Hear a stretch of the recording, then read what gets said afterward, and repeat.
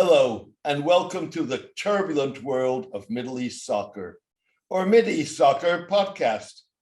I'm your host, James Dorsey. Please subscribe to my YouTube channel and click the notification button for more updates. Please also send your comments and suggestions.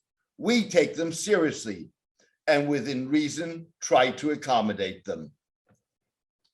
When Russian President Vladimir Putin invaded Ukraine, he laid down a marker for a critical mass of world leaders who think in civilizational rather than national terms, like him.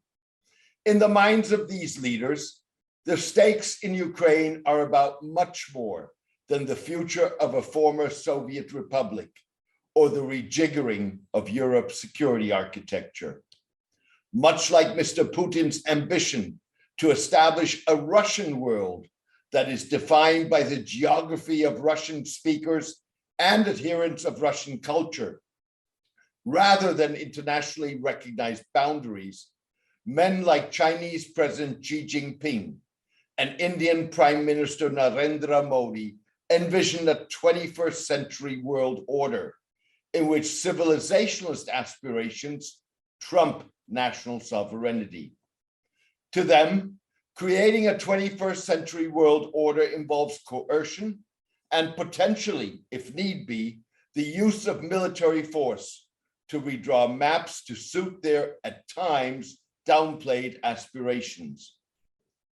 It comes at the expense of the independence of countries like Ukraine, the rights of littoral states in the South China Sea, and ethnic and religious minorities like Indian and Chinese Turkic Muslims, and potentially much of non-Indian South Asia. No doubt, Messieurs Xi and Modi are eyeing Ukraine closely for lessons learned. Mr. Putin has crossed a Rubicon at tremendous human, political, and economic costs, with no immediate potential reversal. Mr. Xi has other immediate fish to fry. He is unlikely to cross a similar Rubicon anytime soon to achieve his ambitions in the South China Sea and Beijing's One China policy that views Taiwan as an integral part of the mainland. Neither is Mr. Modi, whose ideological home embraces the concept of Akhand Bharat, or an India that stretches from Afghanistan to Myanmar and encompasses nuclear-armed Pakistan, as well as Bangladesh, Nepal, Bhutan, Sri Lanka, and the Maldives. US and European diplomats take heart from the fact that since first becoming prime minister in 2014, Mr. Modi has refrained from publicly referencing Hindu nationalist geopolitical ambitions. He seemingly last spoke out publicly about those ambitions in an interview in 2012, when as chief minister of Gujarat, he suggested that Hindustan, Pakistan, and Bangladesh should rejoin. Nevertheless, one lesson the war in Ukraine offers is that the United States, Europe, and their Asian allies take civilizationalist aspirations lightly at their peril. Despite warnings by US intelligence and statements by civilizationalist, nationalist, and far-right voices in Mr. Putin's immediate entourage, many wrongly believed that the Russian leader was playing bluff poker in the run-up to the invasion, but would not send troops into Ukraine. Although the notion of Hindu Rashtra, a Hindu nation, may seem far-fetched today, the same was said of Putin's expansionist ambitions until recently, said political scientist and journalist Sushant Singh. 6 weeks into the invasion, a prominent militant Hindu nationalist with close ties to Mr. Modi predicted, in the first indication of a timeline, that the aspirations of the Hindu nation could be achieved in the next 15 years. You spoke about 20 to 25 years. But if we increase our speed, I say 10 to 15 years. I do not have the power, as all it is with people. They have the control. When they are ready, everyone's behavior changes. We are preparing them. We will walk together as an example without fear. We will talk about nonviolence, but we will walk with a stick, and that stick will be a heavy one, said Mohan Bhagwat, the RSS leader. With 6 million members, the RSS is Mr. Modi's political cradle that gave birth to his ruling Bharatiya Janata Party, BJP. It is an almost century-old militant right-wing Hindu nationalist paramilitary volunteer organization. Mr. Singh noted that RSS schools across India teach the concept of Akhand Bharat. Moreover, an RSS publisher produces a map of India's Holy Land that includes Afghanistan, Myanmar, Sri Lanka, and Tibet.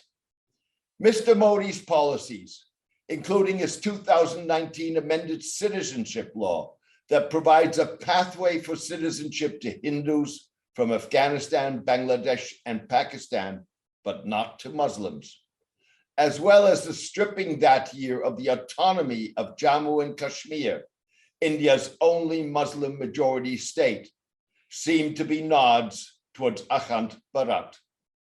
India's Muslims constitute the world's third largest Muslim community and account for 14% of India's 1.4 billion population. It may be a long shot, but Mr. Modi could be the one major civilizationalist leader with whom engagement has a chance of containment, if not taming whatever irredentist instincts he may have. Those instincts likely constitute one reason why India sought to walk a middle road in the Ukraine crisis. In contrast to Russia and China, with whom battle lines have been drawn or are being drawn, engagement with India by the United States, Europe, Japan, South Korea, and other Asian states is based for a good part on a perceived shared geopolitical interest to counter the rise of China in the Indo-Pacific. In a broadening of engagement that goes beyond existing close economic and political ties, including the Quadrilateral Security Dialogue, or Quad, German Chancellor Olaf Scholz has invited Mr. Modi to attend a summit in June of the Group of Seven, or G7, in the Bavarian Alps. The Quad is a strategic security dialogue between Australia, India, Japan, and the United States, while the G7 groups Canada, France, Germany, Italy, Japan, Britain, and the United States. In another positive sign of engagement, Hindu and Muslim religious leaders and religious nationalists are quietly exploring whether they can find common ground in shared humanitarian values. RSS Executive Committee member and former BJP Secretary General Ram Madhav said in an interview last week with this writer that Eastern civilizations and Eastern religions all share the same civilizational value system. Mr. Madhav referenced Hinduism, Buddhism, Sikhism, Jainism, and an Islam with an Eastern value system like Indonesian Islam. Mr. Madhav, widely viewed as a moderate among Hindu nationalists, was referring to a concept of humanitarian Islam put forward by Nahdlatul Ulama, the world and Indonesia's largest Muslim civil society movement. Nahdlatul Ulama advocates reform of what it calls obsolete and problematic elements of Islamic law, including those that encourage segregation, discrimination, and or violence towards anyone perceived to be a non-Muslim. It further accepts the Universal Declaration of Human Rights without reservations and envisions interfaith relations based on shared common values. Mr. Madhav spoke on the evening of his second visit to Indonesia in 2 years for talks with Nahdlatul Ulama. So maybe we all can stand up and talk about these values that we all should espouse and we all should commit ourselves to. Those values include respect for pluralism, inclusivity, commitment to the nation-state idea. You need to have, in other words, what you call as patriotism, nation-state idea. If some such thing can be worked out jointly, we would be definitely happy to do that. Mr. Madhav said. In Mr. Madhav's mind, the RSS's vision of Hindu nationalism or Hindu Tava already incorporates principles of humanitarianism as articulated by Nahdlatul Ulama. The movement's critics reject that assertion. Moreover, the RSS's alleged association with widespread intercommunal violence in India and perceived discrimination of Indian Muslims calls this into question. Thank you for joining me today. I hope you enjoyed the podcast. A written version of this podcast is on my blog, The Turbulent World of Middle East Soccer, at www.jamesmdorsey.net. Please join me for my next podcast in the coming days. All the best and take care.